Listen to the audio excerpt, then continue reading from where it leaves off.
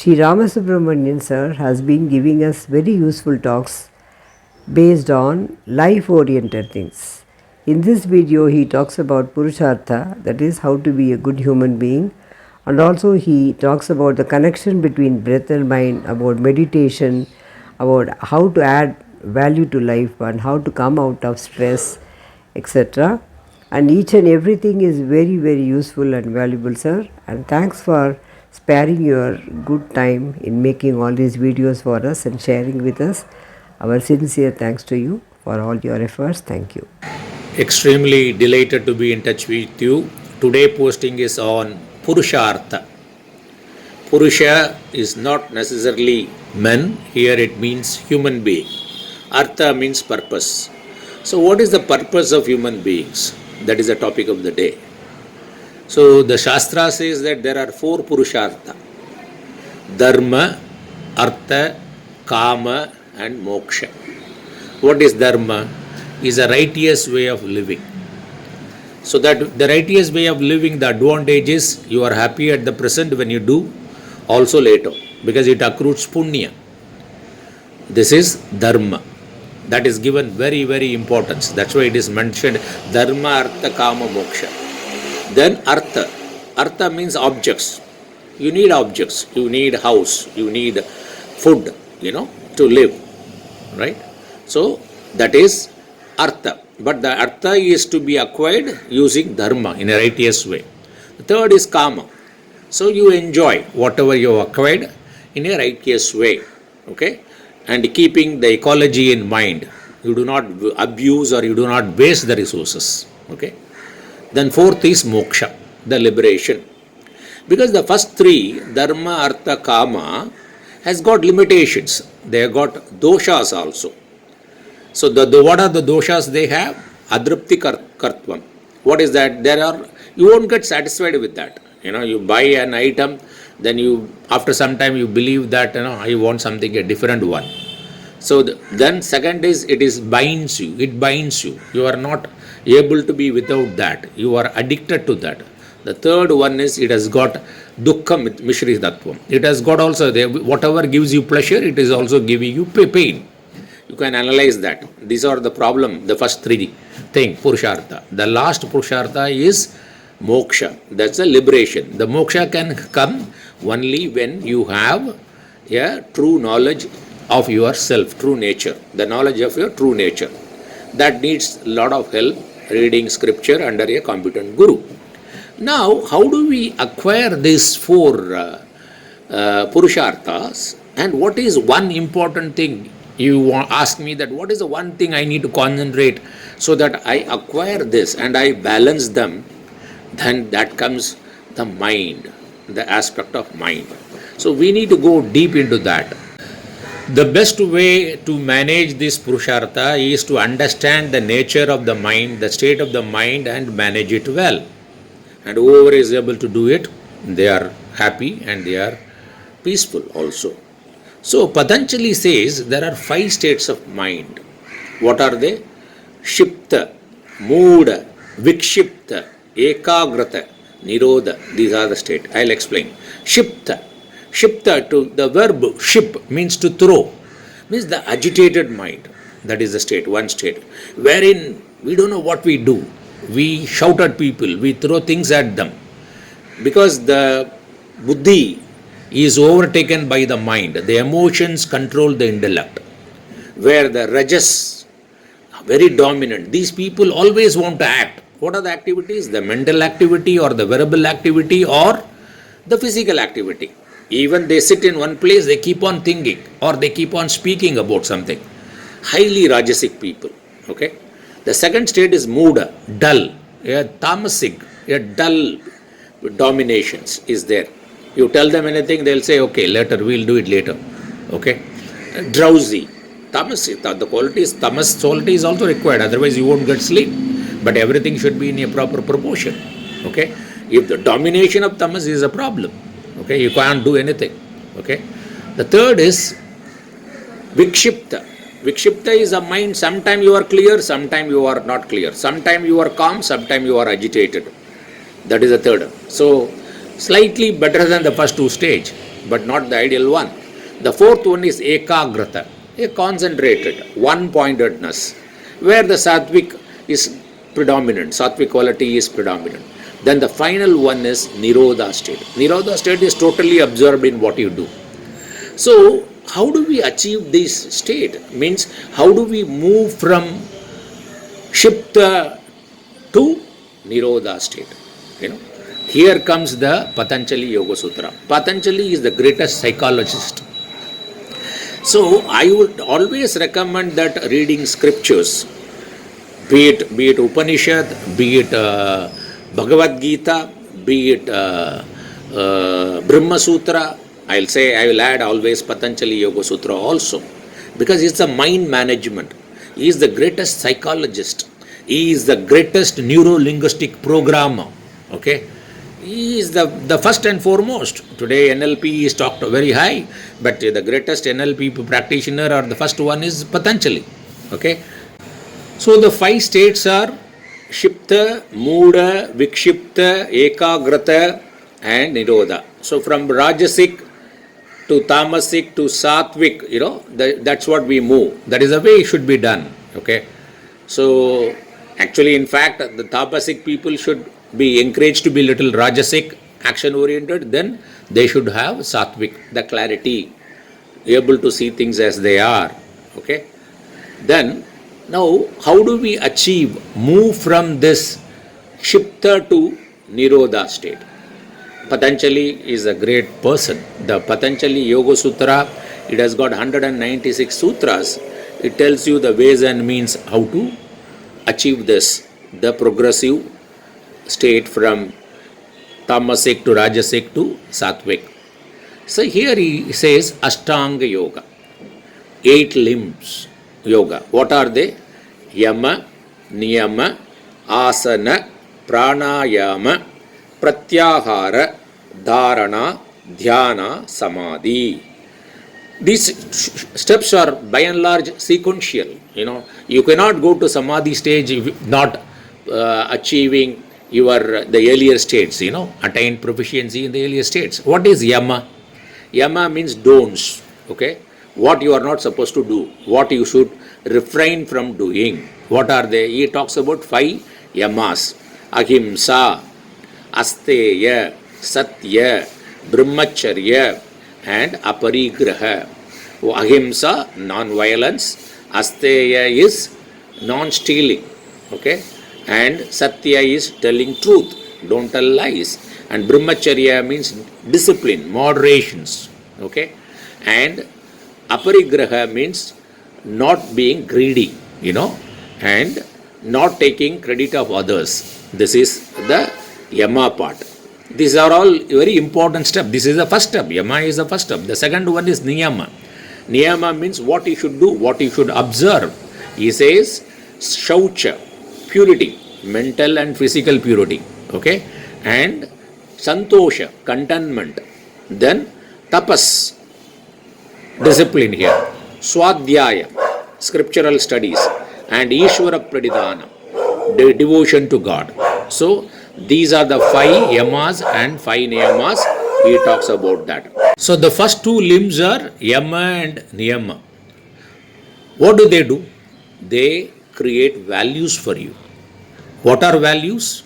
Values beyond instincts. They determine our behavior. When you are thirsty, you go and you look for water and you drink water. So that determines your behavior. Similarly, values influence your behavior. When you are having an ethical dilemma, whether to do something or not, values will definitely help. Big organization, successful organization all over the world, if you go to their website, you can find them, they are declaring about top 5 values. So values are very important. I'll give an example. Suppose there are 2 people, senior executives, CEO of an organization. Okay, they have their values. One is having compassion as his value. The other one is having punctuality is his top value. Okay, one is having punctuality as the top value. The other is having compassion as the top value. How it influence his behavior? Suppose they are coming for a board meeting. The foreign delegates are there. The guy who has got punctuality as the value, topmost value, he is on his car coming to the office, and he saw some accident there. Somebody is needing his, help, lift to the hospital. But since his value being, the topmost value being punctuality, and the foreign delegates are there, he is the CEO of the organization, he will say that somebody will take care of him. It is his karma. You will leave him and go to the office so that he will keep the directors happy, so that he is on time and he is maintaining. So his behavior is influenced by his value. Then if the other CEO, whose value is compassion, he is also having a board meeting and foreign delegates are there. If he comes there, he sees the person met with an accident, then he will say that I will take him to the hospital. He will immediately call the secretary and tell him that this is what happened. Please inform the board members. I will come. If they want, they can start the meeting. These are the points. He will do that, and he will take him to the hospital and ensure that he is properly taken care and go to the office. And maybe the other people also will appreciate him, for the timely help. And this type of people we want to be a CEO, because they are the role model. Okay, they can be emulated upon, right? So these are the values. So the yama and niyama they are very important, so that you inculcate values, because values, beliefs will determine your attitude and behavior, and based on your behavior you achieve results. Okay. So the values are very, very important. So I would strongly urge that you have your 5 values. So the values should help you to achieve these Purusharthas and progressively move, in the right directions in your achievement of Purusharthas. If you want to know what are my top 5 values, I would like to share with you. My topmost value, the order of importance I'm telling you, is self-knowledge. I would like to know more about my true nature. I spend a lot of my energy and time towards that. Okay. And second, my value is my health, both physical and mental. Okay. And third value is my family, the people around me, the kith and kin. Okay. And the fourth value is continuous learning and sharing. There is no point in only learning which you don't share with others. There is a fun and happiness in sharing. Okay. In the process of sharing, I learn a lot. And the fifth, but not the least, is wealth creation through value addition. Whatever I do, okay, if it involves money, I ensure that the other person gets the best out of the deal. Okay. These are the 5 values. These values, you can have your own 5 values to start with and see that whether they are helping you to achieve your Purushartha. And as your importance on Purushartha changes, you can modify your values to suit your need. Okay. Now we have covered the first 2 limbs, that is yama, niyama. Third one is asana. What is asana? It is talking about the physical health. The physical health is very important. Unless otherwise you have a good physical health, you cannot concentrate or do anything. The mind and body are one system, the part of one. They are so talking about psychosomatic, thing. We are one influence the other. Okay. So you have to have a good physical body, for which the asana is very important. There are various asanas are mentioned there, and main thing is to sit for a meditation. You need to, asana is a seat actually. So you should be able to sit for a long time so that you can do your dharana, dhyana and samadhi. Okay. Now the fourth one is pranayama. Pranayama is very, very important. Pranayama is breath control. But before even doing the control, we should start developing the habit of observing our breathing. The beauty of observing our breathing, which is called anapanasati, is if you keep observing your breathing, the breathing changes to suit your need. So in the Ashtanga, we already saw yama, niyama, they are very important for having good values, and asana, and we were seeing pranayama. There are 3 broad categories of pranayama: Langana pranayama, Brahmana pranayama, and Samana pranayama. Langana pranayama means a pranayama where your exhalation or hold after exhalation is longer than or more than inhalation and hold after inhalation. It is very useful for relaxing your mind. Whenever you are tensed up, you want to relax, you are agitated, especially when you are in a Shipta or Vikshipta state. Okay. Mainly in Shipta state, the Langana Pranayama is very, very important. You can meditate on this exhalation part. When you do, you just close your eyes, concentrate on only on the exhalation part, you will see that your mind is getting relaxed immediately. There is a connection between mind and breath. If you want to change the state of mind, the easiest way is changing the breathing. You don't have to even change the breathing in the Anapanasati. You just observe where you are focusing, that becomes the reality for you. And when you focus more on your exhalation, then automatically your mind is relaxed. Okay, that means your Shipta state is taken care.